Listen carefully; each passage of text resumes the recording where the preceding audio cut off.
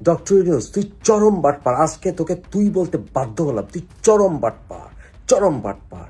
বাংলার ইতিহাসে তোর মতো বাটপার পয়দা হয় নাই। তুই বাংলাদেশের সরকার প্রধান হয়ে বসে আছিস জোর করে। লজ্জা করে না? মরার আগে মিথ্যা কথা বলিস। তুই এত বড় শয়তান, বাংলাদেশের ইজ্জত তুই এমনি গোয়া মারলি। তোর তো বিষ খায় মরে যাওয়া উচিত। কত বড় বাটপার, কত বড় বাটপার! বাংলার ইতিহাসে এত বড় বাটপার আমি অন্তত দেখিনি। সরকার প্রধান দূরের কথা, কোনো মন্ত্রী বাংলাদেশের মানুষকে এইভাবে জনসম্মুখে কোনো মিডিয়াতে এত বড় ধোকা দেয় নাই। বাটপার! থুতুমারি তোর মুখে ইউনূস, থুতুমারি। ইউনূস যেমন তার খুনিদের রক্ষা করার জন্য ইনডেমনিটি নোটিশ দিয়েছে, এই নির্বোধ জানে না ইনডেমনিটি দিয়ে কোনো অপরাধের দায় মুক্তি হয় না। যারা অপরাধ করেছে, যারা সংবিধান ভঙ্গ করেছে, আইন ভঙ্গ করেছে, মানুষ খুন করেছে, সহিংসতা করেছে, দেশের সম্পদ নষ্ট করেছে, গণতান্ত্রিক প্রক্রিয়াকে ব্যাহত করেছে, আজ হোক কাল হোক এর বিচার হবে। কেউ পরিত্রাণ পাবেন না, পালাবারও সুযোগ পাবেন না। নুরুল মজিদ মাহমুদ হুমায়ুনের মতো অনেককেই নির্মমভাবে মেরে ফেলা হচ্ছে, এমনকি হেফাজতে, কাস্টডিতে, জেলখানায় নেওয়ার পরেও। রাস্তাঘাটে তো কেউ নিরাপদই নেই। সেখানে তো এখন সবাই বলছে স্বাভাবিক মৃত্যুর গ্যারান্টিও নাই দেশে। প্রিয় দেশবাসী, এই ঘাতক, এই নিষ্ঠুর, এই পাষণ্ড, অবৈধ ক্ষমতা দখলকারী, নির্যাতনকারী, এদের থেকে যাতে দেশ আর ধ্বংস না হয়, আমাদের ঘুরে দাঁড়াবার এখন উপযুক্ত সময়। শেখ হাসিনা কোনো অপরাধীকে প্রশ্রয় দিতেন না। বিচারহীনতার সংস্কৃতি তিনি দূর করেছিলেন।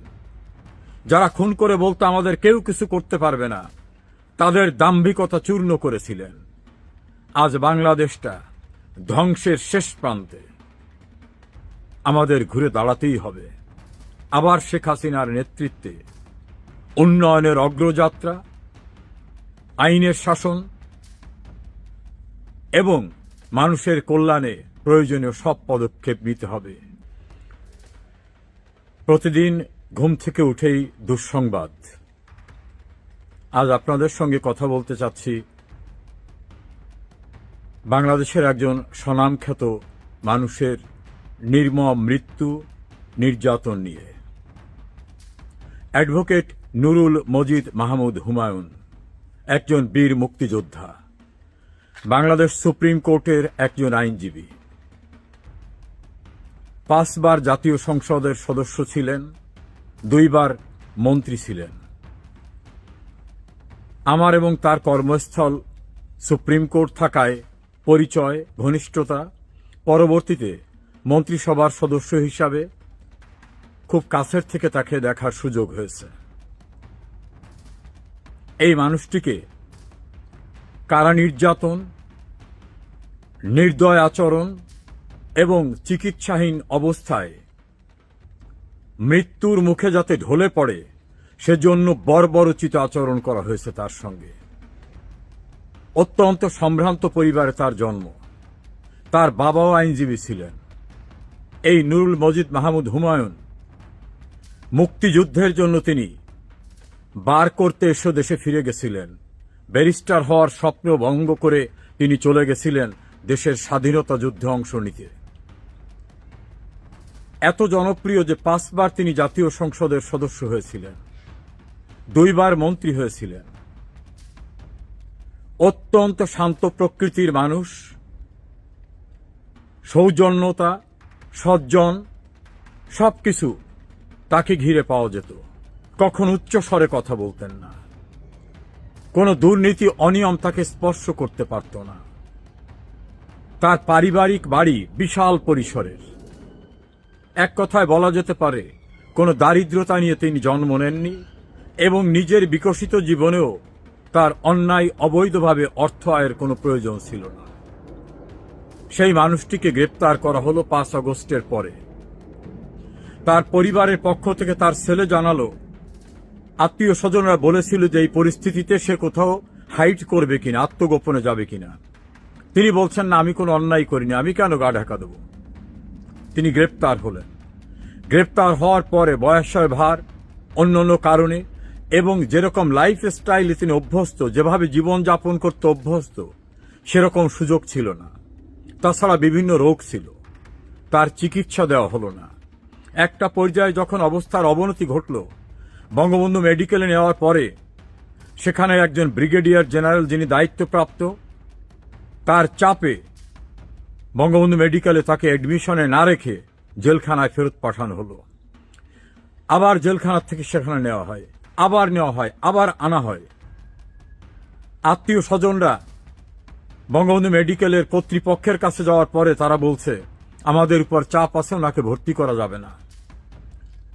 এমন একজন মানুষ, তার চিকিৎসা হবে না, আবার তাকে জেলখানায় ফেরত নেওয়া হলো।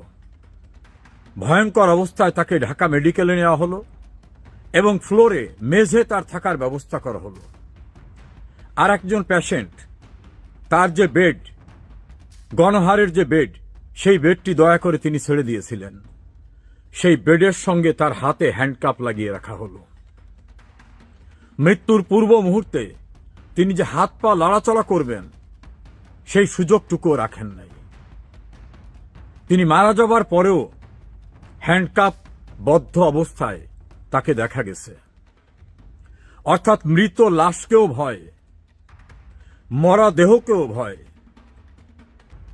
নুরুল মজিদ মাহমুদ হুমায়ুনের মৃতদেহ পালিয়ে যেতে পারে, শক্তি নিয়ে দাঁড়াতে পারে, এই আতঙ্কে তার হ্যান্ডকাপটি পর্যন্ত খোলা হয়নি। বর্বরতার সেখানেই শেষ হয়নি। তার ধর্মীয় রীতি অনুযায়ী জানাজার জন্য তার এলাকার মানুষ, 2টি উপজেলা নিয়ে তিনি এমপি ছিলেন, একটা উপজেলায় জানাজা করতেই দেওয়া হলো না। আর একটা উপজেলায় জানাজার উদ্দেশ্যে এলাকার মানুষকে অবহিত করতে পরিবারের পক্ষ থেকে মাইকিং এর ব্যবস্থা করা হয়েছিল। পুলিশ এবং স্থানীয় প্রশাসন সেই মাইক কেড়ে নিয়েছে এবং পরিবারকে বলেছে ঘরের ভিতরে জানাজা করতে হবে। ভাবতে পারেন, ঘরের ভিতর জানাজা করতে হবে, বাড়ির ভিতর, এবং সর্বোচ্চ 100 মানুষের বেশি হতে পারবে না। 100 মানুষের বেশি জানাজা আসতে পারবে না। মাইকিং বন্ধ করলেও হাজার হাজার লোক এসে গেল, প্রশাসন ভেঙে পড়ল সেখানে। এমনকি সেই জানাজার অনুষ্ঠানে পরিবারের পক্ষ থেকে নুরুল মজিদ মাহমুদ হুমায়ুনের উদ্দেশ্যে তার পক্ষ থেকে মানুষের কাছে ক্ষমা চাওয়া বা যে সামাজিক কিছু কথা থাকে ধর্মীয় প্রথা অনুযায়ী, সেটাও বলতে দেওয়া হলো না।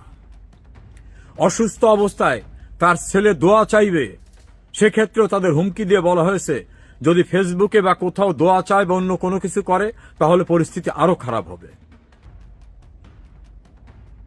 এভাবে নুরুল মজিদ মাহমুদ হুমায়ুনকে নির্মম, বর্বরচিত এবং বলবো নারকীয়ভাবে হত্যা করে হত্যার পরবর্তীর বীভৎস অধ্যায়ও প্রদর্শন করেছে এই ইউনূস সরকার।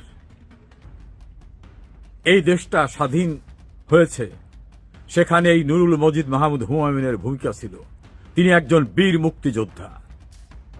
তিনি জনগণের দ্বারা 5 বার নির্বাচিত এমপি, 2 বার মন্ত্রী। তিনি সুপ্রিম কোর্টের একজন আইনজীবী। তার বিরুদ্ধে সুনির্দিষ্ট কোনো অভিযোগ না থাকা সত্ত্বেও তাকে কোর্ট জামিন দেয়নি, কারণ কোর্ট তো এখন আজ্ঞাবহ কোর্টে পরিণত হয়েছে। সুপ্রিম কোর্টের আইনজীবী ছিলেন, অথচ সেই সুপ্রিম কোর্ট তাকে জামিন দিলেন না। এই নির্মমতা এবং বর্বরতার দ্বারা একটি জিনিস স্পষ্ট হয়েছে, যেসব সুশীলরা আওয়ামী লীগের সমালোচনা করতে এই ইউনূস এবং ইউনূস বাহিনীকে স্বাগত জানিয়েছিলেন, তারা এখন নিশ্চয়ই দেখছেন ইউনূস নামক এই মানুষটি কতটা বর্বর, এই মানুষটি কতটা নিষ্ঠুর, কতটা নির্মম। এই মানুষের হাতে দেশের মানুষের, সম্ভ্রান্ত মানুষের জীবন আর নিরাপদ নয়। এমনকি ধর্মীয় আনুষ্ঠানিকতা করতে এই মানুষটি দেয় না। কত লাশ নেবে? এ পর্যন্ত কয়েক হাজার মানুষ বিচার বহির্ভূত হত্যাকাণ্ডের শিকার হয়েছে। মবের সংস্কৃতিতে তাদের মেরে ফেলা হয়েছে। আমাদের কাছে তথ্য অনুযায়ী প্রায় 21 জন মানুষকে কারাগারে মেরে ফেলা হয়েছে। মারার পরে তাদের পোস্টমর্টেম করতে দেওয়া হয়নি, ময়না তদন্ত করতে দেওয়া হয়নি। কারণ তাহলে ধরা পড়ে যাবে যে কি নির্যাতনের মাধ্যমে তাদেরকে মেরে ফেলে বলা হচ্ছে হার্ট অ্যাটাক হয়েছে বা অন্যভাবে মারা গেছে। এক বগুড়ায় 5 জনকে মেরে ফেলা হয়েছে জেলখানায়। এর প্রতিটি হত্যাকাণ্ডের বিচার হবে ইনশাআল্লাহ। একটি হত্যাকাণ্ড বিচার বহির্ভূতভাবে যাবে না।